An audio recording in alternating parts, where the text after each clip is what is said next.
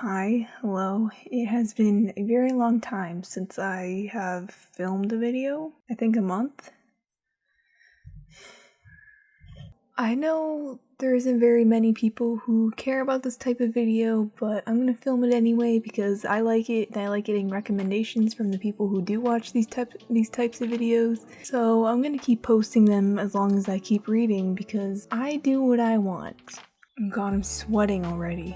Jesus. So today I'm just going to be talking about the books that I read in the month of July 2020. Cool thing about this month is I actually finished my Goodreads reading challenge, which was to read 20 books in 1 year. If you don't know, the app Goodreads is basically just an app that if you like reading, you probably already know about. Basically, you can rate books and find other books that you might like and keep track of the books you want to read and the ones that you've read already and blah blah blah. But you can set a reading challenge for every year so you can like get in the amount of books that you want to read every year. And I've had this stupid app since like 2014 and I have never ever completed a reading challenge until this year. Thanks, COVID-19. I even took a screenshot to prove it. Anyway, I read 6 books for the month of July, so let's just get on into it, shall we? The first book I read this month was Between the World and Me by Ta-Nehisi Coates. Ta-Nehisi Coates. I think I got it. Hopefully this website's correct. This was a short read, but it was not an easy one. It's not a happy escape. It's written in the format from father to son, and it's basically just talking about what it's like to be black in America and growing up dealing with police brutality and all that shit. There are several times reading this where I got choked up, and it's not very often that a book does that to me. I can get choked up during movies if I'm like invested, but like it's not very often that a book makes me cry. I don't know why, but this one got me. It hurts a lot. Another thing I kind of want to start doing is sharing a quote from each book that I read, or at least some of them, because a lot of the times I will see a quote online, like on Pinterest or Tumblr or somewhere, and if it's from a book, 9 times out of 10 I will add that book to my want to read list. So I'm just gonna start sharing some of my favorite quotes because I thought that would be fun. Anyway, a quote from this book that I really liked was, "Love could be soft and understanding. That soft or hard, love was an act of heroism." 5 out of 5 stars for this one. It hurt me. I definitely would recommend. The next book I read was Opium and Absinthe by Lydia Kang. Oh my god. Sorry. Holy shit. I loved it so much. I read it in like 2 days, and it's like a pretty long book. I was so encapsulated and I literally thought about this book for the rest of the month. Like I was reading my other books and it just would like creep into my mind. It was so good. It's about this woman in New York City in like the late 1800s, I believe, and her sister dies, which isn't a spoiler because it happens really early in the book and it's in the book description. So basically it's about this main character trying to find who killed her sister, or how she died. It has very strong vampire themes, which I don't normally ever read. Like I read Twilight in like middle school, but that's it. That's the only other vampire related thing, and I still didn't really care for vampires per se. I just thought the books were good. Like whatever. Anyway, just letting you know, it has some vampiric themes. Yeah. 5 out of 5 stars, no doubt in my mind. There is some like mild sexual violence, so if that might bother you, just so you know, that's in there. Alright, the next book I read was This Side of Paradise by F. Scott Fitzgerald. This isn't the book, this is like an anthology of some of his books and things. I got this from Barnes & Noble for like $7, I think. It says 2 novels and 19 short stories. They have a bunch of these for like classic authors. Why can't I talk? Oh my god. Yeah, they're kind of hard to hold to read, you know, but it was a deal, so I had to buy it. I knew I just wanted to start reading this anthology, so I just picked the first novel that was in there. I believe this is the first novel that Fitzgerald wrote, and it has a bunch of experimental styles of writing in it to where, to me, it just doesn't really make sense, because at one point he goes into like a play sort of style, like for one chapter, and it's like, what the hell just happened? I don't know. There's definitely parts in it that were very humorous. The protagonist is someone that you love to hate. They're very arrogant. He was very disconnected from everything that was going on just because he was arrogant, but like because of that, I just could not get really wrapped up into the story or anything that was going on. There was like a couple tragic things that happened, but it felt like they didn't even happen because maybe like they were like 1 page long, but I think that was part of the point of the story, or at least at some points, to portray how arrogant and selfish this person is. I don't know. I mean, I don't regret reading it because it was interesting, but yeah, it was weird. The last 20 or so pages are what I enjoyed the most throughout the whole book, which made it worth reading, I guess, and even then it just seemed really disorganized. Like there was a bunch of interesting reflections that the character had, but like it just didn't flow very well, I guess. I gave it 3 out of 5 stars, and a quote, oh my god. A quote I really liked from this book would be, "At 15, you had the radiance of early morning. At 20, you will begin to have the melancholy brilliance of the moon. And when you are my age, you will give out, as I do, the genial golden warmth of 4 p.m. Very nice. Chef's kiss. The next book I read was a short poetry book called Unreal by A.J. Tedesco. I don't normally read poetry books anymore because, I don't know, some modern poetry just always sounds the same to me. However, I did really like this book. I gave it 5 out of 5 stars.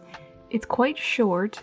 However, there's some poems in there that really struck with me. The poems "The Sky is Broken," "You Are Still Here," and "Carnival" were my favorite. This is also a pretty new book, so if you're into like dark, sensual sort of poetry, definitely check it out because I'm always trying to support some new authors. But yeah, I definitely enjoyed it. It was quite descriptive, and I don't know, it's nice reading a poetry book that isn't cringy and just someone writing a bunch of regular words that just sounds like they're typing in a diary, just hitting enter multiple random times. I don't know why modern poetry has come to that, but this is not like that, is what I'm saying. This is actually good. So, yeah. This next book I read is Midnight in the Garden of Good and Evil by John Berendt. I have mixed feelings. I ended up giving it 3 out of 5 stars, but honestly, looking back, I kind of want to give it 4 out of 5. I don't know. Oh, also, I got this from thriftbooks.com. I don't know if I talked about this before, but basically it's like a thrift store for books online. And I think I paid like $3 for this. And every time I buy something from that website, I spend like maybe $20 and I can get like 4 or 5 books. Highly recommend. Okay, just putting that out there. Anyway, this was a slow read. The characters were super interesting. My main problem was, while I was reading it, I thought it was fiction and it's non-fiction. Because I was thinking it was fiction, I was expecting much more dramatic, I guess, things to happen. Like, it just felt like it wasn't being pushed enough. But after I read it, I realized it was non-fiction. Like, I looked up the book somewhere and it said non-fiction, and I was like, what? Oh. Anyway, it's about this guy who's a writer, and he goes to this town in Georgia, and it's a really southern characteristic small town, and everyone knows everyone sort of thing, and some things happen, and looking back and thinking of the events that happened, it's a lot more interesting to me. So just not knowing it was nonfiction really kind of ruined my experience, which sucks because I was kind of not super interested in it, and I feel like I would have been more interested, I guess. I don't know if that really makes sense, but it's the truth. So, all that being said, even though I only rated it 3 out of 5 stars, I would still recommend this book because it's really interesting. My personal experience was just 3 out of 5 because I ruined it for myself. So, the end of this month, I kind of got into a bit of a slump / depressive episode. So I decided to read a book I've been meaning to read for a while, and it's called Reasons to Stay Alive by Matt Haig. And it's a pretty short book. I read it the same day that I bought it. I never seem to get excited about books like this anymore because they always disappoint me. Like books that just sort of portray this self-care sort of vibe, but they always turn out to be, oh, just organize your stuff and get a planner and go outside. You know what I mean? Like, they always just turn out to be stupid and disappointing and just not very helpful at all. Anyway, I loved this book. That being said, it's not like that at all. It's from someone who actually has experience with depression and like how it can feel in a depressive episode and like panic attacks and all that shit. So it was just very refreshing to hear from someone who has that sort of viewpoint, I guess. This isn't a book that is just saying that, oh, you'll come out of this and everything is going to be perfect in the end and happy ever after, blah blah blah. It's more about living with this, and it will still be okay, and it will come back and it'll go away again. I don't know, I'm probably just talking shit in all those other self-help books because maybe they're more for other people who are just going through a little slump. Maybe I need something extra like this. I don't know. Anyway, the book is really good. I loved it. It felt like a warm blanket in a book. It was nice to connect with someone who actually felt the despair and crippling awfulness that it feels like to be depressive, you know? Because while there are some people, I'm sure, who may have one little bout of depression and then they sort of go on with their life and they never have it again, I'm sure those people exist. There's also people like me who are probably cursed forever.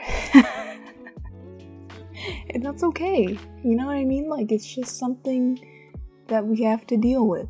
Coming from the perspective of someone else who has to deal with that just felt a lot better, I guess. I feel like I'm not making any sense, but whatever. It's a great reminder that the pain is temporary, and although it may return, it always goes away.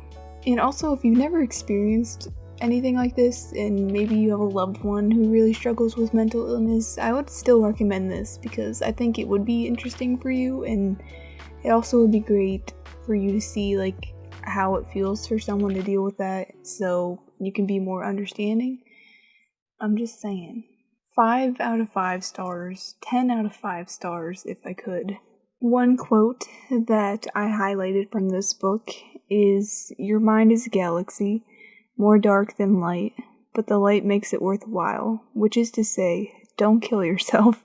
Even when the darkness is total, always know that life is not still. Time is space. You are moving through that galaxy. Wait for the stars. Once again, chef's kiss. Alright, that is all that I read in July, so let me know what you think. Give me some recommendations. I'm always down for more books to read, and I will see you guys in the next video. Hopefully I will be posting more, but it is what it is. I've been very uninspired lately, but I'm trying my best, okay? So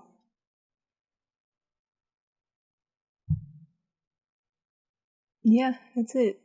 Okay, thanks for watching. Bye.